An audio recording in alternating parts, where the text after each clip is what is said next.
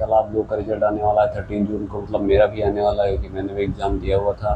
And क्या documents में लगने वाले हैं उसके बारे में बात कर लेते हैं, और कौन से डॉक्यूमेंट काउंसलिंग के टाइम पे लगेंगे और कौन से डॉक्यूमेंट जो है एडमिशन के टाइम पे लगेंगे, उन दोनों को हम सेपरेट में पूरे वीडियो में बात कर लेंगे। पहले हम बात करेंगे कौन से काउंसलिंग के टाइम लगेंगे, एंड फिर उसके बाद बात करेंगे जो एडमिशन के टाइम लगने वाले हैं, और आपको कब कब बनवाने हैं वो भी चीज़ें हम लोग उस पर बात करेंगे। तो नमस्कार दोस्तों, मेरा नाम है नीलेश यादव और आप देख रहे हैं नर्सिंग टू नॉर्सेट। आप देख रहे हैं नर्सिंग टू नॉर्सेट, एंड हम लोग डॉक्यूमेंट पे बात कर लेते हैं। लेट्स स्टार्ट द वीडियो दोस्त। मैंने कुछ नोट डाउन कर रखा है तो मैं उसी से देख के आपको बताता हूँ। तो आपको फर्स्ट ऑफ ऑल सब कुछ आप लोगों को तैयार करना होगा। 10th की मार्कशीट हो गई, 10th की मार्कशीट हो गई, 12th की मार्कशीट हो गई, एक माइग्रेशन सर्टिफिकेट, जो मतलब अगर आप माइग्रेशन सर्टिफिकेट होता है कि जैसे कि आप लोग एक जगह से दूसरी जगह पर कहीं चीज़ शिफ्ट कर रहे हैं ना चीज़ें, तो माइग्रेशन सर्टिफिकेट होता है। और टीसी होती है, ट्रांसफ़र सर्टिफिकेट जो आपको स्कूल से मिलेगा। टीसी होता है, ट्रांसफ़र सर्टिफिकेट हो गया, एंड कैरेक्टर सर्टिफिकेट भी स्कूल ही देता है। तो पहली चीज़ें तो ये हमारी हो गई। एंड अभी बात कर लेते हैं और सभी की, हाँ ओरिजिनल तो लगेगा ही, मतलब ओरिजिनल वहाँ पे वेरीफाई करते हैं कि आपके पास ये ओरिजिनल होना चाहिए। एंड सबकी दो दो दो फोटो कॉपी निकलवा लेना, जिससे मतलब कोई प्रॉब्लम ना हो, आगे फर्दर कोई प्रॉब्लम आपको फेस ना करनी पड़े। एंड आगे देख लेते हैं। हाँ, एंड आपको चाहिए होगा रेजिडेंसी सर्टिफिकेट की, आप रेजिडेंसी यानी कि इसे कहते हैं डोमिसाइल कहते हैं, तो वो चाहिए होगा क्योंकि यूपी का लगना जरूरी है, क्योंकि आप यूपी में एडमिशन लेने वाले हैं तो रेजिडेंसी डोमिसाइल आपको ज़रूरी लेना ही पड़ेगा। इसकी मतलब आपको बनवाना पड़ेगा, आपके तहसील से बन जाएगा।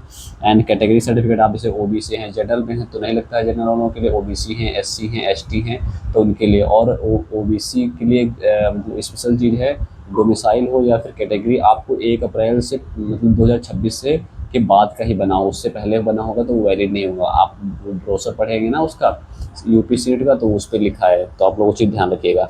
और आधार कार्ड रखिएगा, सभी की ओरिजिनल रखिएगा और फोटो कॉपी भी रखिएगा। एंड अपना फ़ोटो रखिएगा, कम से कम 4 से 5 फ़ोटो रखिएगा, जो आपने एडमिशन के टाइम पे फॉर्म पे वो सब फिल किए थे वो सारे आपको रखने हैं। एंड फिर बात कर लेते हैं हम, उसके बाद हमें जो आपने फॉर्म फिल किया था सीट का वो फॉर्म निकलवा लीजिएगा और उसकी फ़ोटो कापी रखिएगा।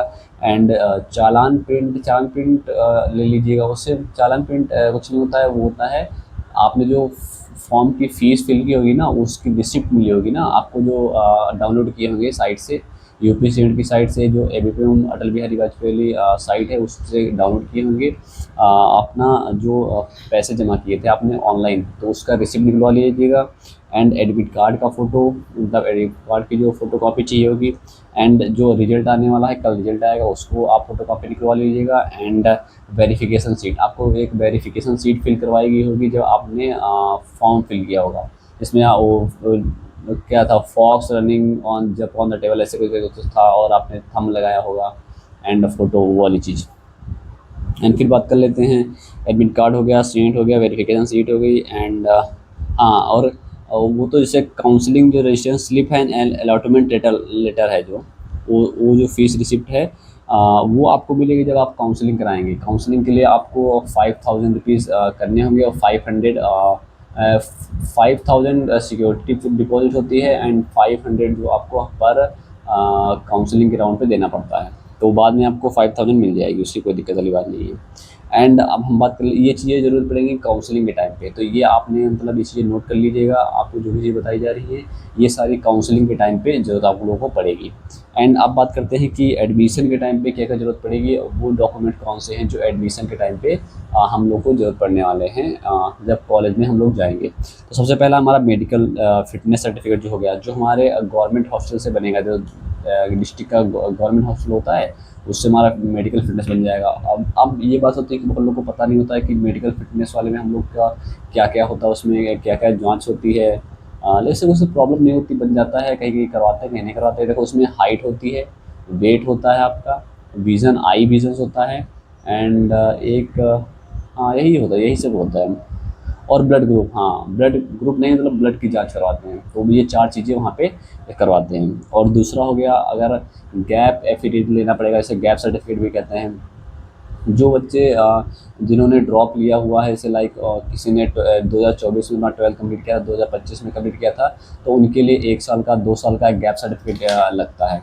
एंड जो अभी 2026 में पास आउट है, तो उनके लिए कोई गैप सर्टिफिकेट जरूरत नहीं है, वो डायरेक्ट एडमिशन ले सकते हैं आके। एंड गैप सर्टिफिकेट में एक चीज़ याद रखिएगा कि गैप सर्टिफिकेट आपने किस उसमें प्रो फार्मा पूरा बना होता है, आपको नोटरी जो एडवोकेट होते हैं उनसे स्टैम्प लगवाना होता है। एंड 100 रुपये वाला बनवाइएगा स्टैम्प, जिसमें कहीं वो फंसे ना हो, कि ज़्यादा वो वैलिड होता है, 10 रुपये का भी बन जाता है बट कहीं कहीं वो वैलिड नहीं होता है, तो आप 100 रुपये वाला बनवाइएगा स्टैम्प, जिससे कोई आगे एडमिशन में कोई प्रॉब्लम ना हो पाए।